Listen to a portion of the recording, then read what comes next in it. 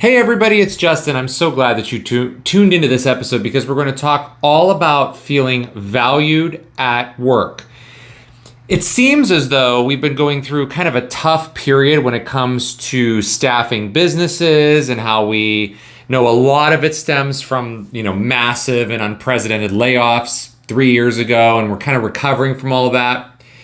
But I think there's been a huge reevaluation of how we handle work, how we get treated at work, how we treat others at work, and what we feel like we should do for work that might serve us better than it did before. So today I want to talk about being valued at work, and not only how it boosts your mood, your productivity, the drive that you have to go to work, and how it can alleviate some of the anxiety you feel about work. But I also want to share with you the things that you can do to continue to drive in the lane of purpose at work when things don't always feel so great.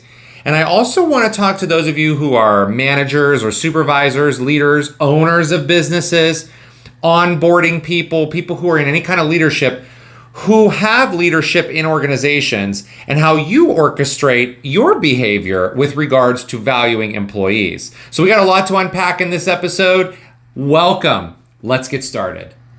Welcome to the Strength, Yoga, and Freedom podcast, everybody. My name is Justin. I am so glad that you're here. This is the podcast where we use the philosophy of yoga in a practical and everyday way, one step at a time, to become happier people, our version of happy, and become people who are driven by purpose. In yoga, we call that Dharma, our purpose. So excited that you're here. Please make sure you take a look at all of the links in the description of whether you're watching this on YouTube, or in the show notes if you're listening to this either on Spotify or Apple Podcasts or wherever you get your podcasts, because we have great links in there where you can follow me on Instagram. You can sign up for our weekly newsletter, which is free. It comes to you every Saturday morning, and it's not very long, but it gives you some extra content that I don't deliver through this podcast.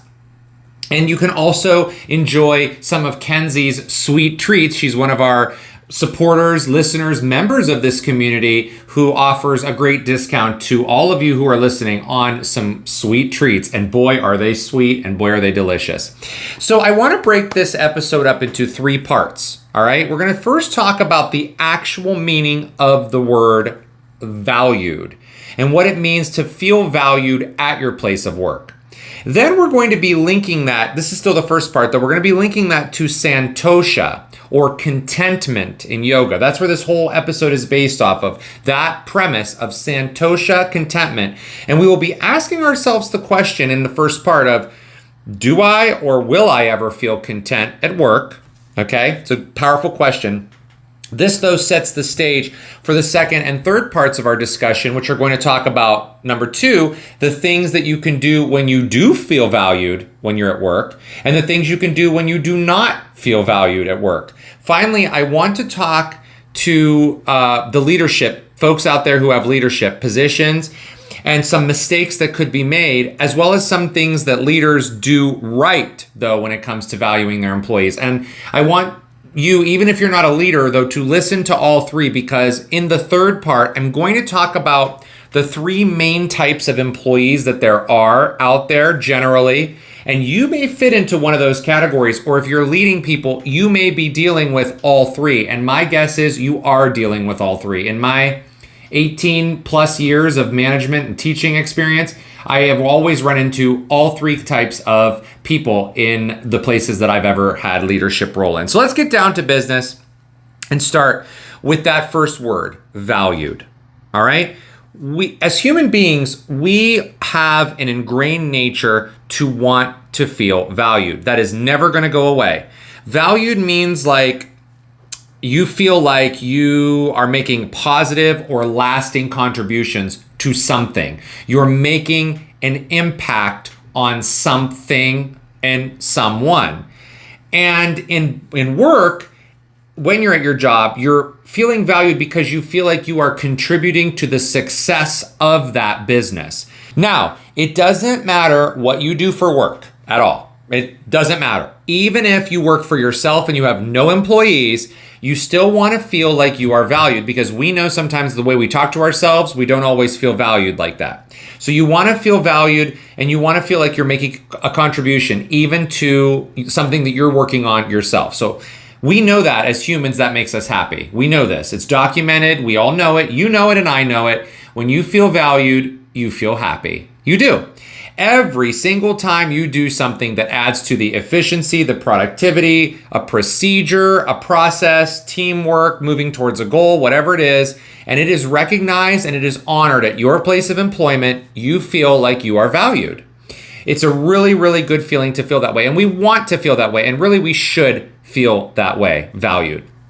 Now, experts tell us, and you probably don't even need to be an expert to know this, that when your work is not appreciated, when it's not noticed, when it's not looked at, when it's not recognized, you feel like you don't belong anymore, right? And that's the same when it comes to relationships with other people, relationships with places, and relationships with the things that you have and do in your life.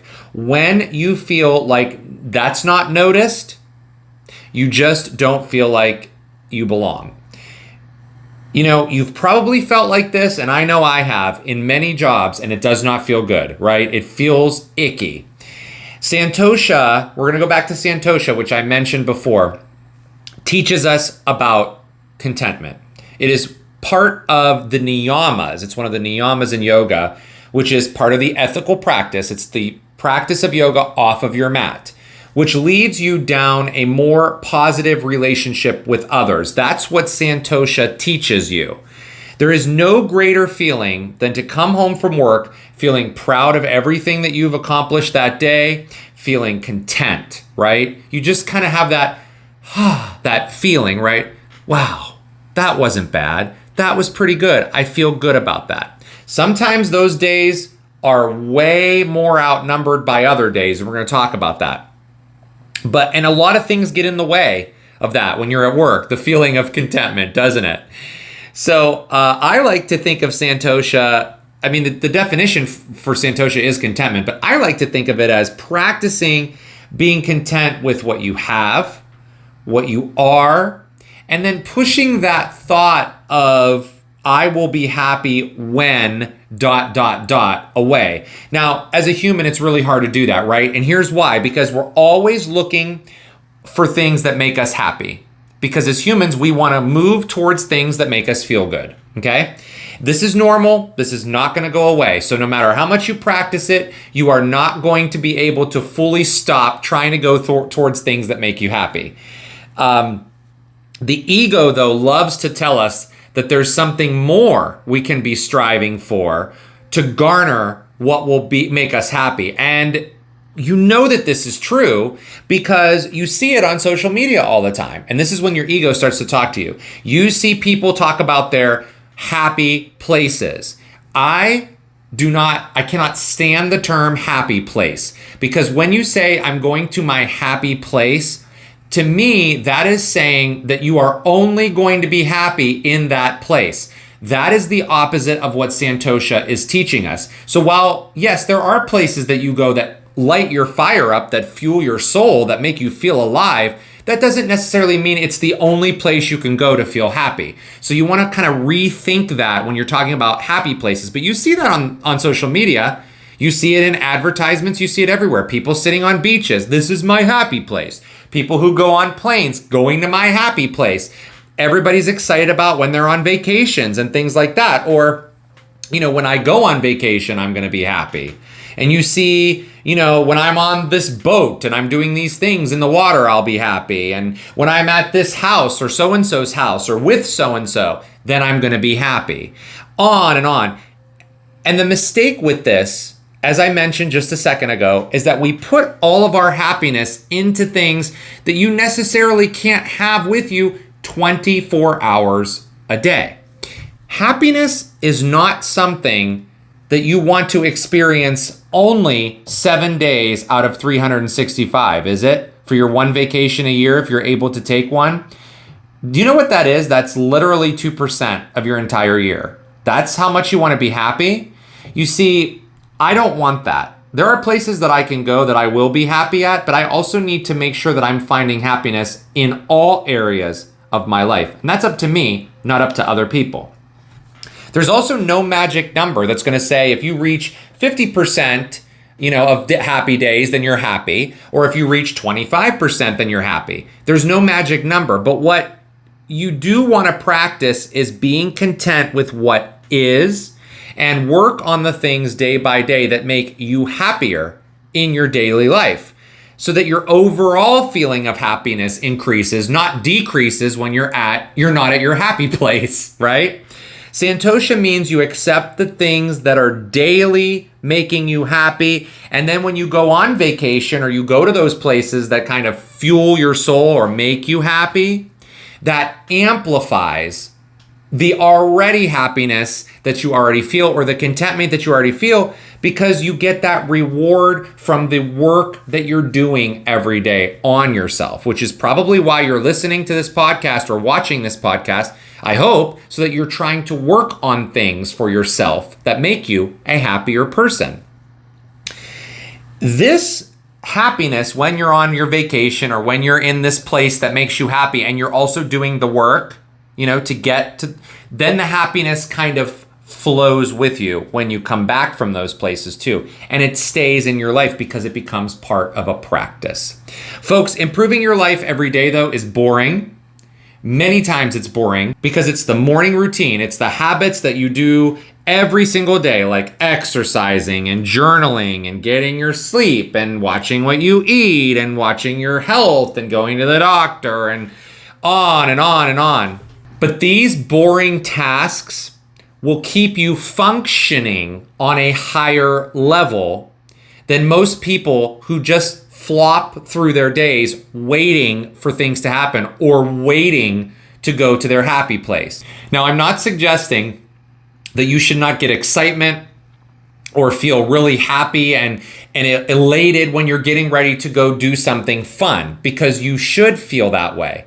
The goal here is to understand that you don't necessarily have to put the weight of your happiness into these places or people or things only.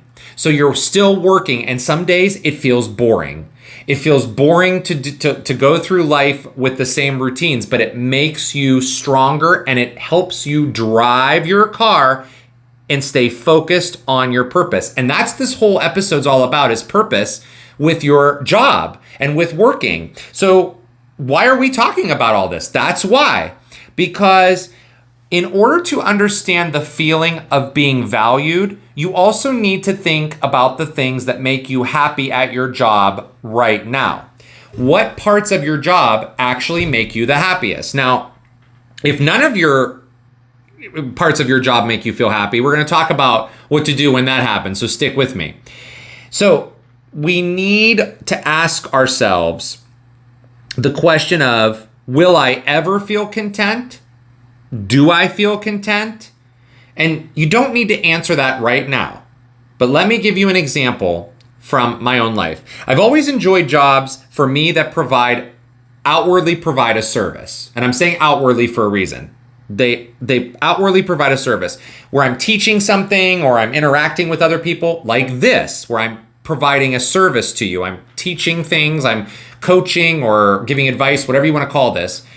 And not everyone else enjoys things like this, or talking to people all day or interacting with others all day. But the fact of the matter is, most jobs require interaction with other people on a regular or semi-regular basis. Many, many jobs that I have had have always been of the nature of face-to-face, or I'm dealing with other people all the time. So I've worked in food service, restaurants, corporate environments, or sales jobs. I've had retail jobs. And of course, I have worked as a yoga teacher in yoga studios. And some of you may work in these same environments, But some of you may have your own business where you really don't interact with a lot of people, or maybe you have a job where you're doing something like data entry, where it's pretty, kind of constant. You're just kind of looking at a screen and you're not really, answering questions or anything. You're just kind of going through those motions of doing your data entry. And that's fantastic if that's what you like to do. But for every job, the thing is, even if you're doing data entry or one of these jobs where you don't talk to a lot of people, you are still providing a service to someone or something else. You're providing a service. So keep that in mind. Let's just get honest about that right now. When you frame your mind to think about providing a service to someone else in a positive way, you are actually making someone else's life more happy. Your perception of your job may change. If you're an accountant, then you help people with their personal finances, so maybe they don't struggle with their personal finances. If you're a postal worker, you're delivering important things to people who need those things to do whatever they need to do in their life. You're providing a service. If you work in a grocery store, maybe you're stocking shelves, or you're cashing people out at a cash register, or you're taking returns, or you're making food in a grocery store that you put on shelves that people buy, so people have cash transactions and credit card transactions, or they're able to pick up food off of a shelf and go home and eat a dinner. Those are the things you're doing. You're providing a service. Most of the time, our life runs on automatic, right? We automatically know we can go to the grocery store. We automatically know we can pick up things at certain places. We automatically know we can go get our oil changed when we need to, whatever the case may be. But the thing is, those who are providing a service for us, that do that work for us as the consumers, they make our lives easier and more automatic, which is important because you then get to work on creative things and living the life of your dreams rather than worrying about changing your own oil, doing your own accounting, doing your own taxes, doing your own mail delivery, doing your own growing of the food, which some people do some of that stuff, which is great. But for the majority of people, we operate automatically. So in order to live automatically and have those jobs coming in, we need people to provide that service. So that's important to think about. Feeling valued at work feels like you're able to accomplish making other people's lives a little bit better and a little bit easier. That French fry you served someone, if you work at a drive-through, fills up someone's belly and they enjoy the taste of it. That repair you do on a washing machine where you would wash your clothes allows another person to clean their clothes easily again. That billing question you answer if you are a person who works on the phones provides clarity to someone else. But we all know that jobs they're not all as easy to find the value in, right? As what I'm describing. Bill collecting is hard. Working in tough weather conditions to repair power outages is hard. Crisis response teams, difficult. Security, law enforcement, education, healthcare. And I'm not trying to group these as, okay, if you're working in food service, it's easy, because that's not really it. But there are certain jobs that have conditions where you're out in the weather or you're doing other things that are physically demanding. These are dealing with some of these things, or for me as an example, I don't want to be a healthcare worker. I can't handle blood and needles and all of those things. So I know that's not for me. I'm not going to find a purpose in that. So there are some jobs that deal with some heavy shit like that. And then there are jobs when, if you really do think about it and you are in food service, while that is very hard, going to a restaurant and dining out is a premium. It's not a necessity for people. A necessity is power, or when the storm happens and the power goes out, and now you can't have your refrigerator's dead, and now you have to feed your child, and the food isn't cold. That kind of stuff. So there is some context to all of that, but at the end of the day, we need to understand that all of these things provide value in one way or another. So look deep enough for that. So I feel like it's important to remember that whatever line of work that you're in, you do your best to remember and practice santosha, contentment, because you're serving someone else. Even though it can be mentally difficult, physically difficult, or even sometimes dangerous, like our wonderful law enforcement who put their lives sometimes at stake to protect and serve us. So what happens, let's move to the second part, now that we kind of understand maybe what valued really means and how you're going to find some value in what you're doing. So think deep about that. But now what happens when you start to feel like you're not being valued at your job? What does that feel like? Well, that's the second part of today's episode, and I want to start with this. There is a big difference, so listen up here because it's important. There's a difference here in talking about value versus fairness. Now, if you're in a job and you think you're being treated unfairly, that's a completely different discussion. The word unfair would mean this is where you need to take some kind of other action, because unfair treatment is based on things like facets that are out of your control. For example, your race, your sex, your sexual orientation, your physical abilities or limitations, your eye color, your height, your weight, all of those things. So that's a different story when we're talking about fairness. If you're not being valued, you may not be feeling like you're seen or heard, or that you're not contributing to the success of an organization if you don't feel valued. Here's an example. I believe that the amount of time you spend at a job does not necessarily mean you suddenly become the best at your job. People get very complacent sometimes in jobs, and they may get stagnant. And we're going to talk more about this. And this is normal because just because someone has worked at a job for 20 years doesn't mean that they're just better than everybody else is at the job. That doesn't always mean that. Let's use yoga as an example. Just because someone has taught yoga for a decade or 2 decades doesn't mean that they're better, okay, than someone else who's maybe only taught 2 years. Everyone brings unique talents and unique creativity to their positions, and having tenure in our culture seems to really be something that often gets admired, something that gets kind of revered. And so someone who has a longer tenure in some places might automatically get rewarded with the best schedule, the best positions, even the best pay. And they actually might suck at their job, or they know how to manipulate or play the game.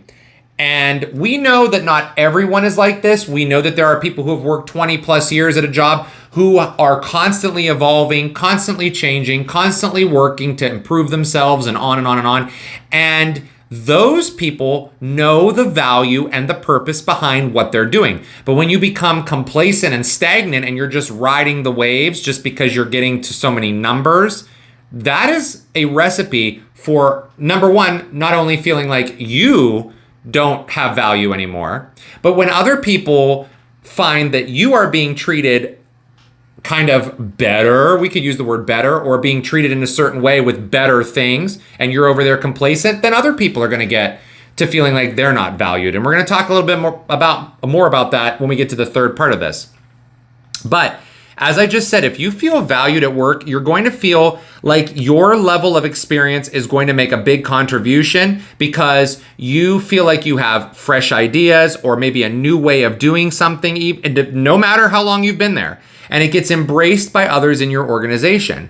When this happens, it feels really good, right? It really does. It feels like, wow, I'm bringing freshness here, and others embrace it and are willing to try. And maybe some people like it and some people don't. But hey, I am figuring out a new way to move the needle in the company or the organization I'm working in even further.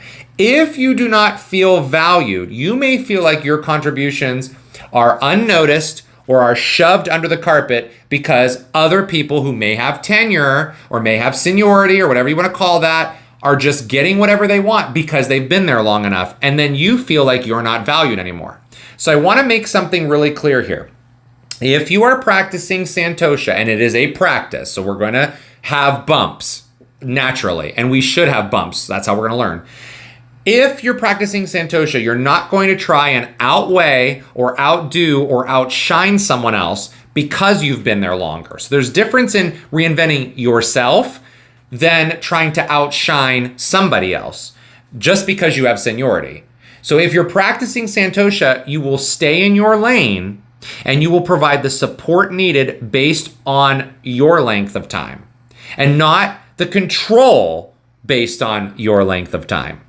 A very toxic and poisonous thing to say is, it's your job.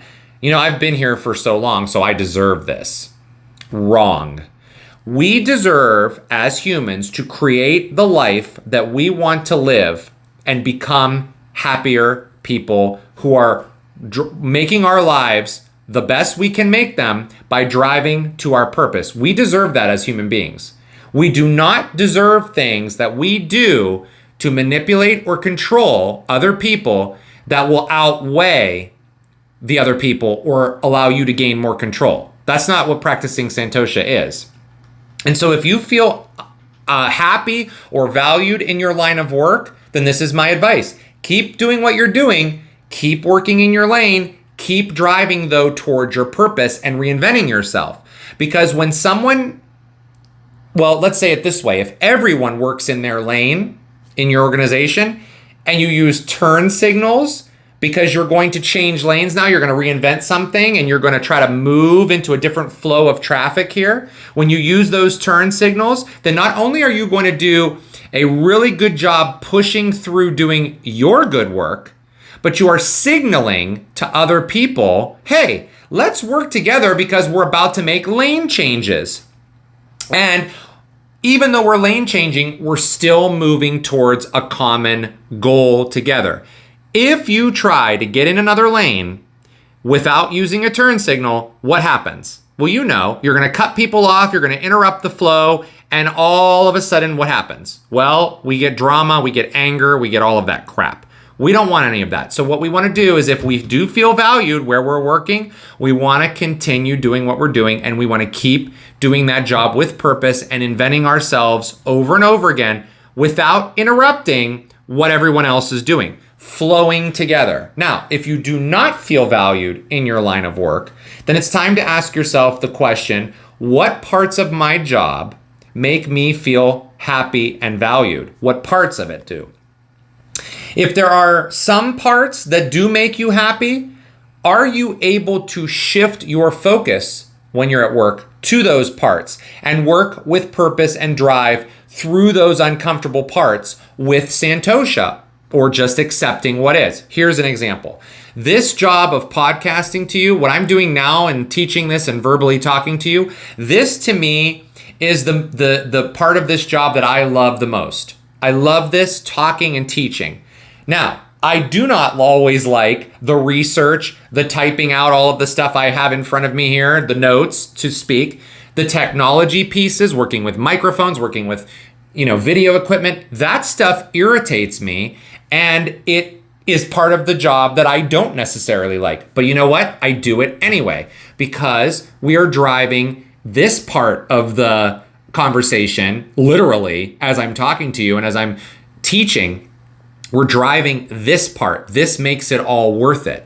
You need to find that part of your job that makes it feel worth it, okay? So if you feel like you just don't like it, then first think about what are parts that you don't like about it. What are there parts that you do like about it? And why? Why do you like them? Well, I like this because, again, it's a service I'm providing teaching, service, all of that good stuff.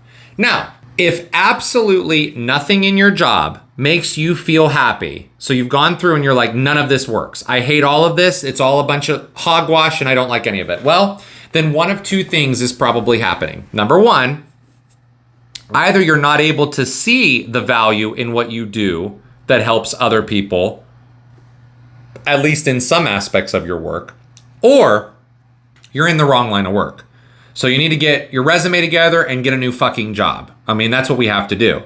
There is nothing that I cannot stand more than people who bitch and moan about their jobs. Now, it's very healthy to complain about your job and the challenges that you go through with your job. But when it becomes a a pattern, and it's always happening where you're constantly bitching and bitching. Like, I know people who love to bitch about how the schedule at their job is done. They bitch about how or why certain decisions are made that impact them, but they really have no control over.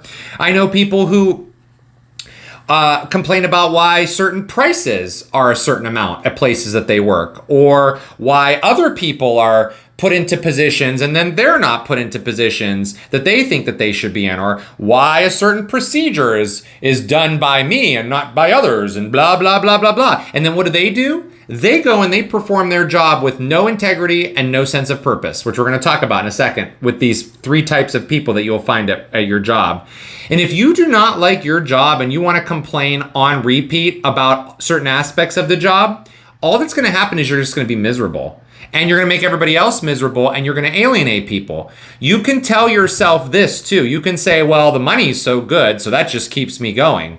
Well, in order to find some freaking purpose in your job and to feel valued, looking at money by itself is a mistake. Because while money does provide you with the things that are going to make your life seem better, and you obviously need to provide food for yourself and your family and your loved ones and, all of those things, to stay where you are and be extremely unhappy just because you are making decent money and that's it, is going to bleed into all other areas of your life. So then you will stay in relationships longer than you maybe should, maybe because the sex is good, but everything else sucks. Or you're going to keep drinking because temporarily it makes you feel better. Or you're going to stay in your hometown because it's comfortable instead of moving to a different city to pursue a different opportunity. Or you're going to scroll on social media and you're going to start wishing and hoping instead of taking action. Your life is never going to change unless you take action. It's never going to change because no one's going to come and be like, here, let's do this and let's take all this action. It's not going to happen. You need to take action for yourself. So if you feel like you're not valued in your job, you better A, start thinking about how your work is valuable to others in certain aspects or for yourself, or B, go get another job and give up the excuses why you cannot go get another job. Now let's go to the final part, the third part here. And I don't want you to stop listening to this if you're not in a leadership position, because this is important for all of us to hear. If you are in leadership, or you're an owner, or you're a manager, whatever your position is, it's time you start thinking about your workforce dynamically. Here's what I mean by that. So many people just look at their workforce and they go, I need to fill up my place with bodies. And when you do that, all you're going to do is fuck yourself over and be pissed off all the time. If you want to be pissed off all the time, go right ahead. But if you really want to make some changes, you need to look at your workforce very dynamically. And here's what I mean. As someone who is in leadership myself, you absolutely need to understand the goal of your business. If you're in leadership too, you need to know, and you have your own business, you need to know what is the goal of your business. Like, what is the purpose of what you're doing with your business? So if you own a clock shop, then your goal or purpose might be to sell these beautiful timepieces to your customers or your clients, right? But go even a little bit deeper. Why do you want to do this? Why do you want to sell, these clocks to your clients? Why do you want to do that? Is it because you love the idea that your creations or the clocks that you found can enhance someone's house?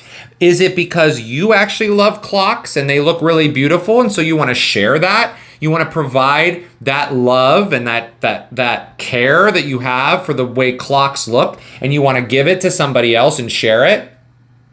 You have to decide what that is, and that's on you to decide, not on your employees, on you. And then you need your employees, though, to understand what your vision and your purpose is. If your employees do not understand what your vision or your purpose is for your business, you're doomed. It's just the way it's going to be. And so the secret, my friends, is to really understand the vision and the purpose, even if you're not an employer. If you're an employee and you don't understand what the goal of your business is, you need to understand it now. Because when you do, you're going to become a happier employee. You also can stay in your lane a little bit more and create that purpose for yourself, because now you're not swerving into that incoming traffic trying to change the goal or the purpose of the organization and then take everybody down with you when you don't understand it or you don't care about it. So many times we release practicing Santosha, like, for example, with the clocks, commitment for what is. Like, you're committed to selling the clock. So you're not going to sell hamburgers out of your clock shop. That's not the goal. But we start thinking we should release the Santosha and alter the purpose. That's what I mean by swerving into oncoming traffic.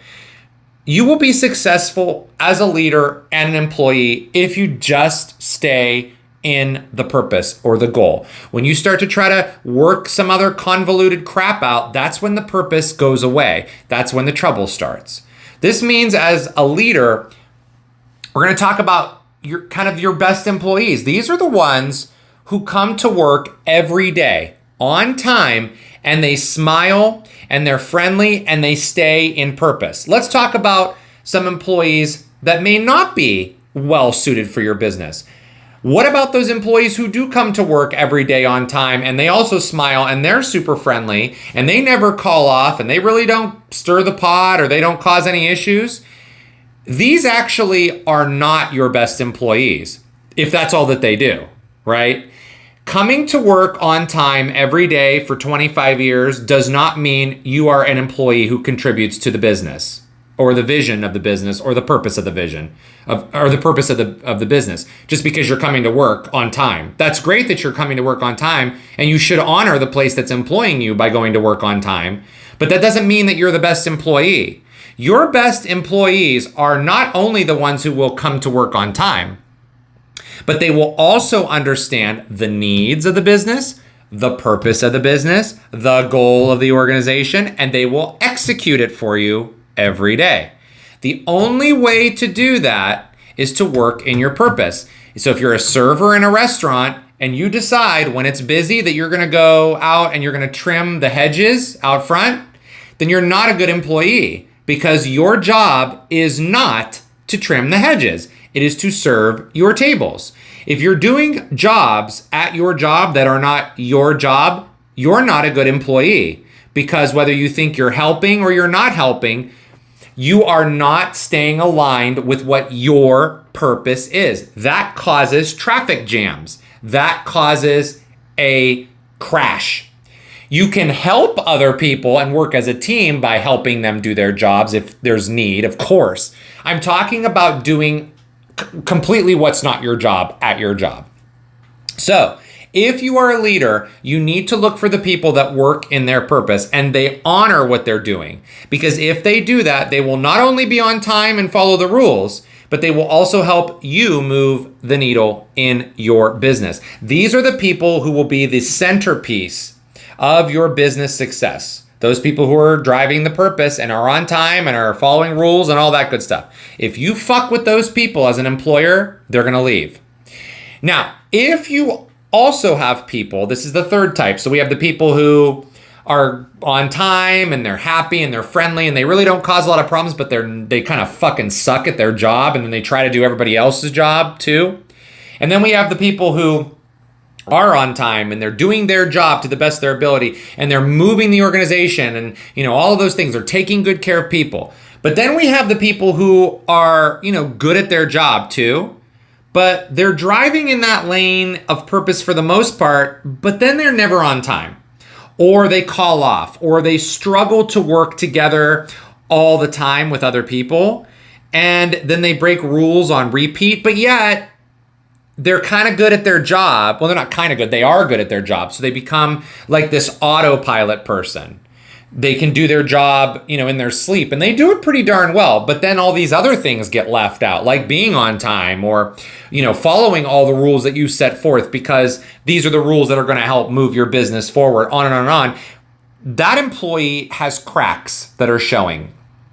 And what generally happens as an employer is you look the other way because, when they're working and when they show up, they do a great job. So, I can tolerate them being late, and then it irritates everybody else, and then it could put more workload on those good people or whatever.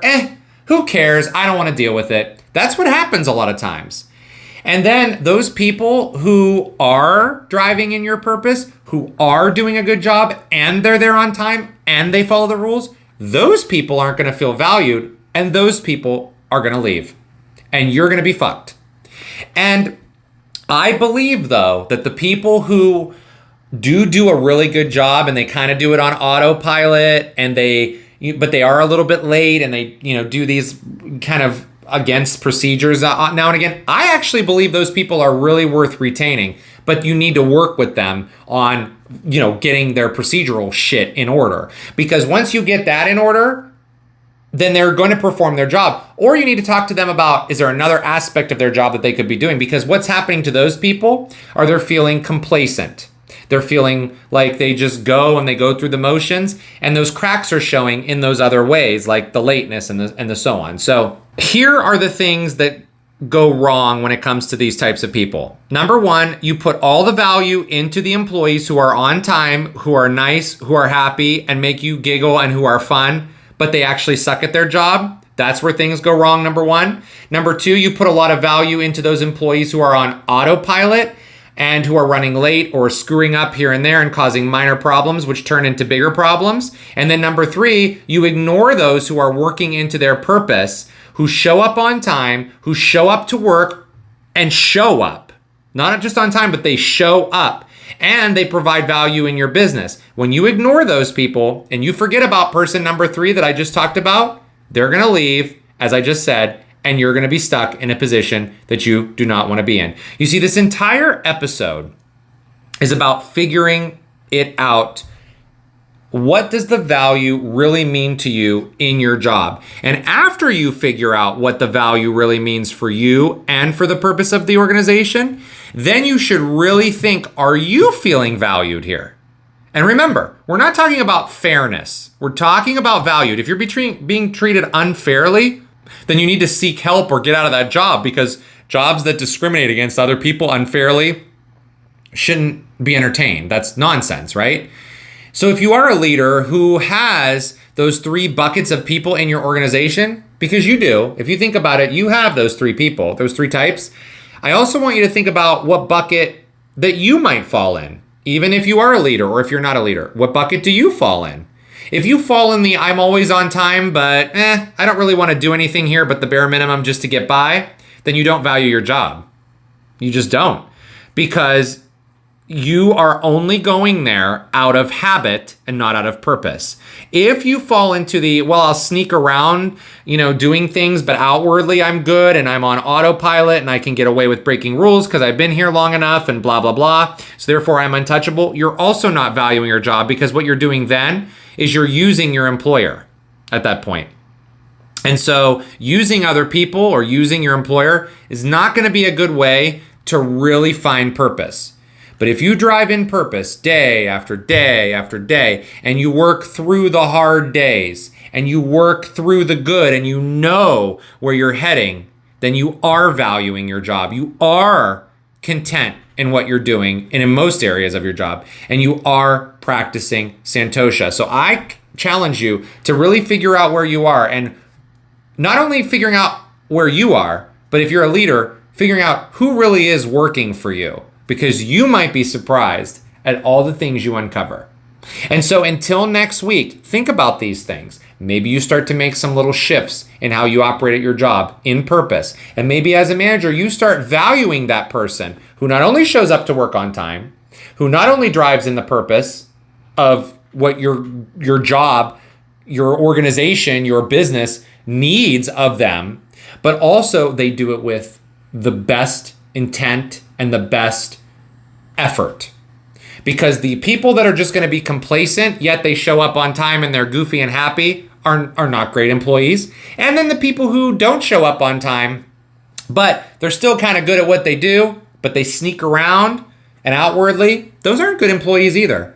So it's time to get serious about the people that work for you, and it's time to get serious about what you need to do in your job. And you want to know why? You deserve the best. And so go get it. Talk to you next week.